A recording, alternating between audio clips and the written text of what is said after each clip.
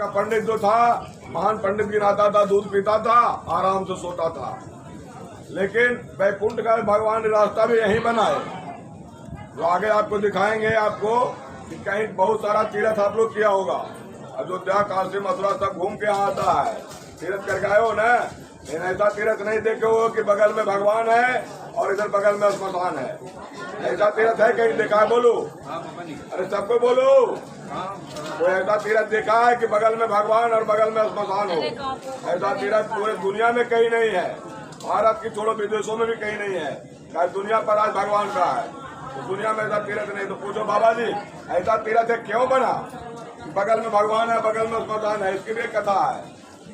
तो यहाँ से बैकुंठ का जब सीढ़ी बना था, तो बैकुंठ चलता है दानी लोग से। बैकुंठ बिना खर्चा का, घर बिना खर्चा का, और ऐसे नहीं चलता है। कोई ना कोई मालिक होता है तो घर चलाता है। तो बैकुंठ चलता है दानी के खर्चा से। जो दान करते हो तुम लोग, उस खर्चा से चलता है। दानी लोग वहाँ जाते हैं। अभी आवाज आ रहा है ना? आवाज जा रहा है ना आप लोग को? बोलिए, माइक लगा तो बोले। तो बैकुंठ चलता है दानी लोग के खर्चा से। और दाने यहाँ से जब जाना शुरू हुआ, तो गयासुर नाम का एक राक्षस, दुनिया में सबसे प्रतापी राक्षस, पंचकोशम गया क्षेत्रम त्रिकोश गया में के, मैंने 5 कोश में उसका माथा है। सोच लो कैसा राक्षस होगा जिसका। और जितने भी दानी लोग बैकुंठ जाना चाह रहे हैं, उनके पुत्र दान करने के लिए आए तो उसको खा जाए। तो वहाँ स्वर्ग की गेंदी हिलने लगा। विष्णु भगवान देखे नजर उठा के, क्या बात है, आजकल दानी स्वर्ग में आ नहीं रहा है भाई। तो जब नजर उठा के देखते हैं कि दानी तो आएगा कैसे, जहाँ मुंह के द्वार स्वर्ग का बना हुआ आने का, वहाँ तो क्या तो रास्ता पहुंचा, वो दानी को यहाँ आने नहीं दे रहा है। तो जब वहाँ खा जाए तो दानी जाए कैसे? वहाँ से क्रोध में नंगे पैर, खड़ा भी नहीं पाने हैं, गुस्से में नंगे पैर आए हैं और गयासुर राक्षस को चरण से दबाए हैं। तो गयासुर राक्षस तो दब गया, त्राहिमाम करने लगा। लेकिन वह भी विनती करने लगा कि हे महाराज, आप भगवान हो, भगवान के चरण से दब गए हम, आपके बात को हम टाल नहीं सकते हैं, आपके बात को टाल नहीं सकते हैं, लेकिन हमारी भी भोजन की व्यवस्था करो। क्या कि बिना भोजन के जी भी नहीं सकते हैं, हम राक्षस हैं। तो भगवान उसको खुद भोजन दिए हैं, 1 मुंड और 1 पिंड। यहाँ डेली 365 दिन, यहाँ कोई ऐसा दिन नहीं है कि जो 2, 4, 10 जजमान नहीं आते हो। ऐसे तो उनकी बना हुआ व्यवस्था है कि अगर जजमान लोग नहीं आएगा तो पंडित जी लोग करेंगे।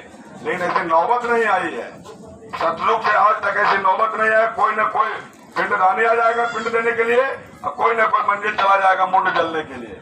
1 मुंड और 1 पिंड उसको परमानेंट मिलते रहता है। तो गयासुर राक्षस का वरदान दिया, तब बैकुंठ का चालू हुआ यहाँ से। तो बैकुंठ जाना चालू हुआ, तो माता पितरों को सब करने लगे। तो भगवान आए यहाँ, तो हम नहीं पहचाना था, न किसी का नाम पूछा था, न किसी का गांव पूछा था। हम किसी का नहीं पूछा था, आप लोगों को भी नहीं पूछा, भगवान को भी नहीं पूछा। तो भगवान जब आए यहाँ, तो पिंड दान करते करते उनकी भी सामग्री कम गई। सामग्री जब कम गई, तो मैया सीता को बैठा के वह सामग्री लाने बाजार चले गए। नदी समझा कि कोई जरूर हमारा तपस्वी आया है हमारे यहाँ। नदी तूफान हो गई और उनको राजा को यहाँ छेक लिया, भगवान को, और रानी उस पर बैठी थी। जब शाम हो जाता है, तो कितनों भी आप पिंडदान में खर्च करो, वो उन्हें प्राप्त नहीं होता है। तो राजा दशरथ आवाहित थे, शाम हो रहा था, उन्होंने आवाज वहां से आकाशवाणी की, हे पुत्री, तुम्हारी परीक्षा नदी ले रही है, तुम्हारा पति जो है राम उस पार खड़ा है और तुम इस पार है, और पिंडदान का समय खत्म हो रहा है, हम पिंड बिना ही चले जाएंगे और नर्क में चले जाएंगे। तो पूछा, सीता पूछा कि पिताजी इसका उपाय क्या है? तो जिस बालू से तुम खेल रही हो, श्रद्धा से हमें 3 पिंड दे दोगे, हम खा कर चले जाएंगे, अपना बैकुंठ को चले जाएंगे। वो सीता मैया अपने ससुर की आज्ञा से वो अब 3 पिंड तो दे दी, और वही 3 पिंड लेके वो बैकुंठ चले गए। तो राजा जब पिंडदान जब कर गया, तो राजा आए रामचंद्र सामान लेके। तो उन्होंने पूछा, पंडित जी जरा जल्दी करो। तो उनकी पत्नी कहते, हे महाराज, आपके पिता ने आकाशवाणी किया है, अभी हम उनको पिंड दे चुके हैं, वो प्रदेश चले गए, बैकुंठ चले गए, अब पिंड की जरूरत नहीं है। तो क्या पत्नी के बाद में पति को बहुत कम भरोसा होता है, आज भी कम भरोसा होता है, और कल भी था। तो मैं नहीं था, ये अधिकार तुमको कौन दिया है कि तुम मेरे पिता का पिंडदान करो, ऐसा नहीं होता है। पंडित जी साहब ऐसे करो तो फिर पिता कहते तो मेरा किया हुआ बेकार चला गया, ससुर के आज्ञा से हम काम किए हम तो बेकार चला गया। वो हट की नहीं महाराज, या पंडित सामने गवाह है, पूछ लो पिंडदान किए कि नहीं, या देखो गौ सामने गवाह है, इसे पूछ लो, ये नदी सामने गवाह है, पूछ लो, हमने पिंडदान किया है। तो आप लोग को लोभ क्रोध मोह त्यागने बोलते हैं, अभी त्यागेंगे आप लोग भी। और वही लोभ क्रोध पंडित जी के ऊपर चढ़ गया। वो लोभ में देखिए कि राजा तो भी गठिया लेके एवे किया है, सोना चांदी हीरा मोती फल वगैरह सब लेके एवे किया है, पिंडदान तो खाली किया है। कोई झूठ बोल गया, कहीं नहीं नहीं नहीं, रानी तो सिर्फ खेल रही थी, पिंडदान नहीं हुआ, रानी खेल रही थी। रानी का सीता मैया को क्रोध हो गया कि बताओ ब्राह्मण कितना सारा दान दे रहे हैं, ऐसा दुनिया है कि अभी हमें पति और पत्नी के बीच में संधि विच्छेद करा रहा, झूठ बोल गया। तो कहते हैं महाराज अब गौ से पूछो, गौ ने देखा कि हमको कोई फल फूल नहीं मिला, हमको आटा भी नहीं मिला, वो अभी झूठ बोल गई। तो नदी को आह्वान की, नदी को बोली नदी हमारी लज्जा रखो, ये पति हमारे विश्वास बात को नहीं कर रहे हैं। तो नदी देखा कि हमको भी तो कुछ नहीं मिला, न फूल मिला, न फल मिला, न आटा मिला, न पैसा मिला, कुछ नहीं मिला, ये अभी झूठ बोल गई। तब उन्होंने बहुत पहले दुबे रानी को गवाह में रखा है, चौथा गवाह में। तो दो रानी देखो, इधर ब्राह्मण का डर है उसको और उधर उसे भगवान का डर है। वो अपनी कन्नी काट गई और कही कि माते मैं तो सो रही थी, मैं ना देखी कि तुम खेल रही थी कि पिंडदान की।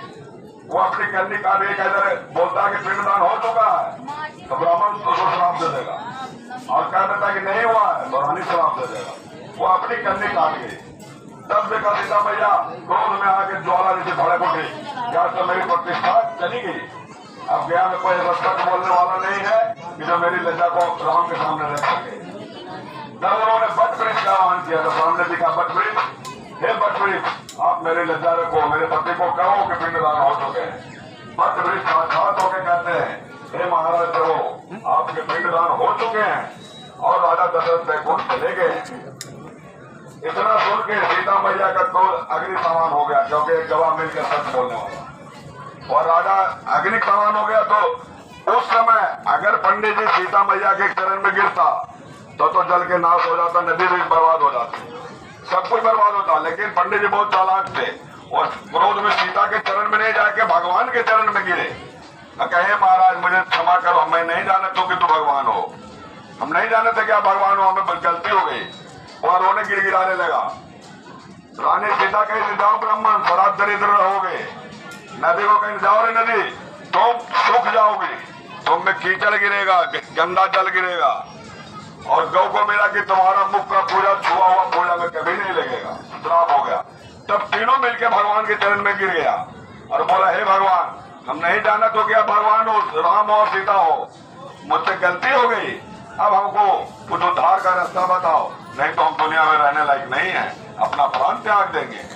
तो भगवान कहते हैं कि हे महारानी इतना क्रोध मत करो कि पंडित तुम्हारे सामने जान दे दे, या रो रहा है, कलप रहा है, गरीब ब्राह्मण है, या नदी देखो तुम्हारी सूख गई तुम्हारे सामने, गौ देखो भटकना तुम्हारे सामने चालू हो गया, अब तो ऐसा करो कि कम से कम इन लोगों को उद्धार का कोई रास्ता बताओ।